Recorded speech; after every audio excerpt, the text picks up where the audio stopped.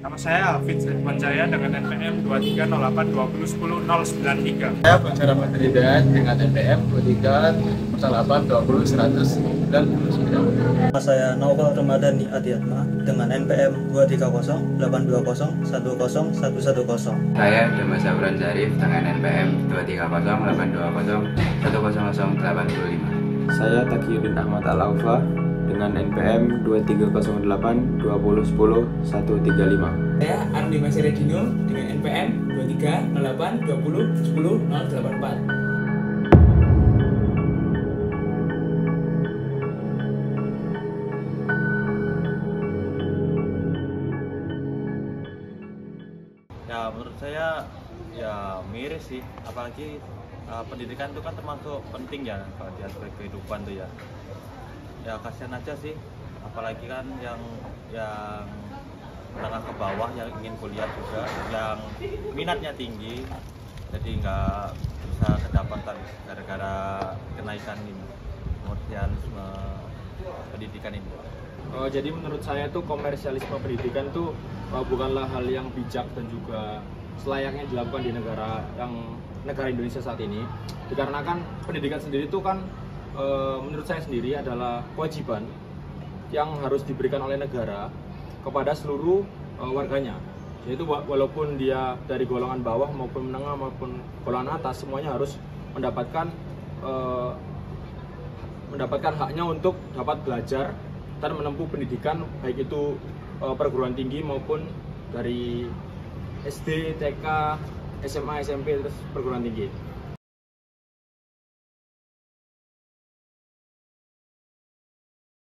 Ya memang sebenarnya untuk kenaikan UKT itu yang dipermasalahkan adalah tidak sesuai dengan kemampuan daripada orang tua mahasiswa. Mungkin kalau kenaikan UKT yang memang tidak memberatkan mahasiswa mungkin bakal diterima aja, bakal tidak ada perdebatan. Tapi untuk kenaikan UKT tidak sesuai dengan fasilitas yang ada itu memang dipertanyakan terhadap kebijakan kampusnya atau rektornya. Mungkin ada penggelapan dana karena UKT segini tidak didistribusikan dengan baik, tidak dimanfaatkan dengan sebaiknya, seefisiennya. Maka menurut saya itu yang harus dipertanyakan adalah suatu kebijakan rektornya. Biasanya kenaikan UKT itu harus diselaraskan atau dibandingkan dengan fasilitas yang ada. Kalau dalam suatu instansi ataupun kampus terdapat kenaikan UKT tetapi tidak dengan fasilitas yang memadai, itu tidak dibenarkan sebenarnya. Itu tidak seperti hal yang benar-benar perlu dinaikkan, karena kenaikan UKT itu benar-benar harus selaras dengan apa yang ada di kampusnya dan tidak menyengsarakan ataupun membebankan kepada mahasiswa yang baru mendaftar ataupun mahasiswa ataupun orang lain yang ingin bergabung ke instansi tersebut.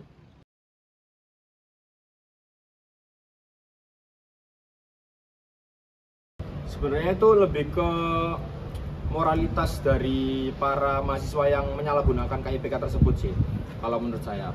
Jadi ada beberapa oknum sendiri mahasiswa yang menggunakan KIPK yang seharusnya digunakan bagi kalangan menengah ke bawah untuk dapat menempuh pendidikan, tapi dia gunakan untuk pribadinya sendiri, yaitu untuk foya-foya, untuk beli gadget keinginannya, untuk konser, untuk apapun itu. Nah, menurut saya tuh hal tersebut itu bukan hal yang baik ya, apalagi untuk negara kita ke depannya. Karena KIPK sendiri itu dibuat untuk membangun bangsa kita dan memberikan kesempatan bagi warga yang belum memiliki ekonomi yang cukup untuk menempuh pendidikan perguruan tinggi.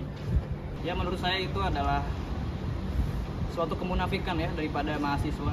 Mahasiswa teriak-teriak kepada pejabat, jangan korupsi, jangan nepotisme, jangan kolusi, tapi dari kitanya pun kita sudah termasuk korupsi loh. Itu KIPK yang tidak tepat sasaran itu pun termasuk korupsi. Itu termasuk korupsi dini. Jadi ya ada double standar, ada kemunafikan daripada mahasiswa yang mendapatkan KIPK padahal dia sangat mampu untuk membiayai perkuliahannya.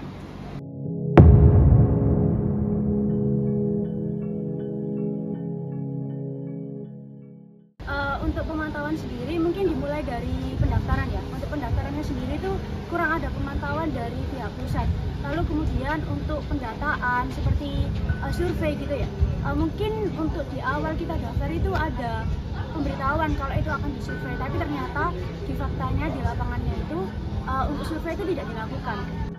Kalau mekanisme ya, setahu saya itu buat dari pusatnya itu menurut saya masih kurang sih, karena berdasarkan kartu-kartu yang dimiliki keluarga, sedangkan kadang di beberapa desa atau di beberapa kecamatan itu kartu-kartu seperti kartu Indonesia Pintar, kartu PKH, kartu KIS itu dapatnya itu gampang, tergantung orang dalam. Jadi kalau pemantauan dari pusat itu menurut saya masih kurang.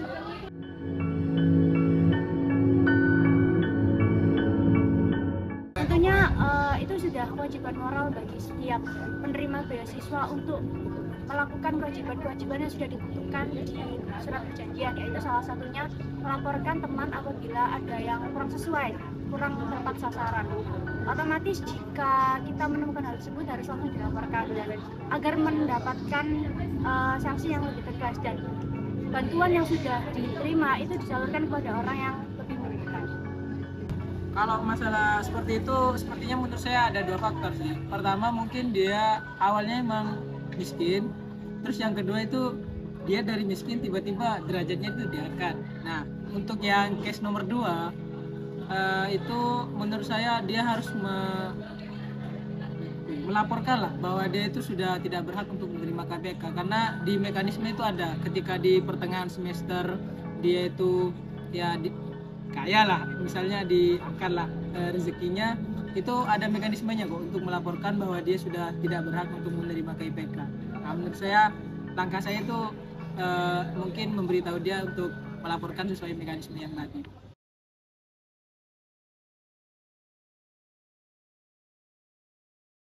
Nah, ketika ngomongin komersialisasi pendidikan, kita harus tahu dulu pendidikan memang mahal. Kalau dibandingkan ke luar negeri gitu ya, dimanapun pendidikan memang cukup mahal. Akan tapi secara nominal, secara hitung-hitungan, apa yang dibutuhkan untuk kita belajar, apa yang dibutuhkan untuk kita menggali pengetahuan, tentu butuh banyak sekali hal-hal yang perlu dikeluarkan secara finansial dan sebagainya. Nah, dengan finansial yang kita keluarkan, mungkin bagi sebagian orang wah ini sebuah komersialisasi, tapi lagi-lagi karena yang didapatkan kita adalah ilmu, mungkin tolok ukur sebuah ilmu ini sangat tidak kelihatan gitu ya. Jadi nggak kayak oh saya beli beras 1 kilo 50.000, oh saya ini nggak cocok dengan apa yang saya keluarkan. Tapi ketika apa yang kita rasakan, feedback dalam tubuh kita yang menghasilkan sebuah kesehatan, tentu ini tidak terlihat, tapi ini kita rasakan. Sama dengan perkuliahan ataupun sama dengan pendidikan di Indonesia, dengan memberikan sesuatu atau biaya yang lebih tinggi, pasti fasilitas-fasilitas itu juga akan terwadai di sana. Nah, ini yang dimaksud dengan komersialisasi pendidikan itu seperti apa? Apakah dijual ataukah memang itu dana atau finansial yang memang dibutuhkan? Nah, ketika kita melihat ke kampus UPN Veteran Jawa Timur, di UPN Veteran Jawa Timur ada, kalau misalnya teman-teman lihat, ada yang namanya BRT gitu ya, di daftar biaya. BRT itu biaya yang dikeluarkan atau kebutuhan anggaran yang dikeluarkan oleh setiap mahasiswa dalam satu semesternya. Kalau teman-teman cermati, dalam BRT itu sangat jauh sekali dengan UKT yang dibebankan kepada mahasiswa. Kenapa? Karena itu masih ada subsidi dari UPN Veteran Jawa Timur. Nah, artinya yang namanya komersialisasi ini juga harus diperhatikan lagi gitu ya. Apa itu komersialisasi gitu ya. Nah, ini juga harus dipertimbangkan ketika kita menyebut komersialisasi pendidikan. Itu sih.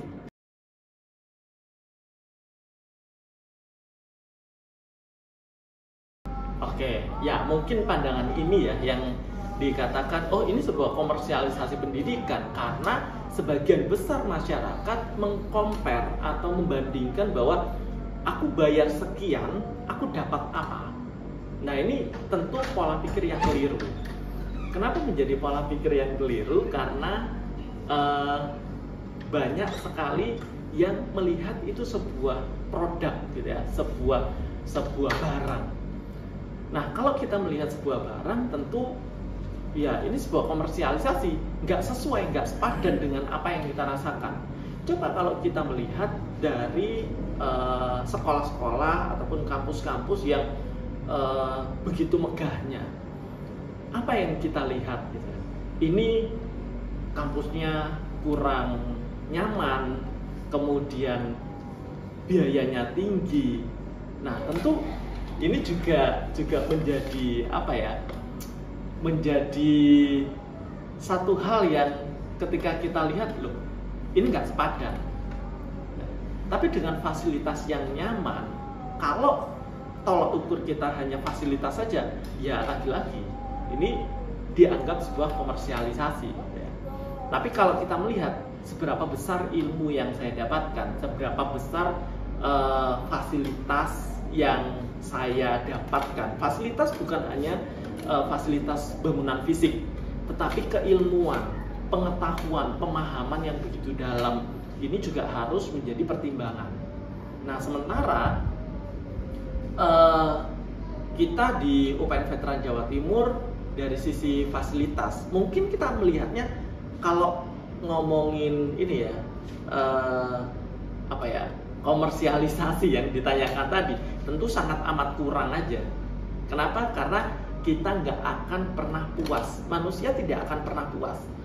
Jangankan kita yang mungkin dalam kondisi sosial ekonomi di bawah, mereka dalam kondisi sosial ekonomi di atas pun pasti akan merasakan kurang apapun yang mereka dapatkan. Dengan penghasilan yang begitu banyak, fasilitas rumah megah, pasti ada yang kurang gitu. Nah tentunya kita harus memutarbalikkan pola pikir kita ya. Tugas kita adalah belajar dengan UKT yang dibayarkan, dengan biaya yang dikeluarkan, maka kita harus melihat dulu tingkat keilmuan, tingkat kematangan, tingkat daya kritis kita yang diajarkan ini seberapa besar. Kalau kita merasa masih kurang aja, coba deh lihat kampus-kampus lain yang ya memang dari standar akreditasinya di bawah kita. Nah, bagaimana fasilitas di sana? Nah, tentunya ini juga harus menjadi pertimbangan kita ketika ada UKT naik gitu ya. Nah, kita tidak serta-merta menuntut jalannya masih banjir, ini gedungnya masih reot. Nah, tentunya kita nggak bisa melihat di situ. Itu sih.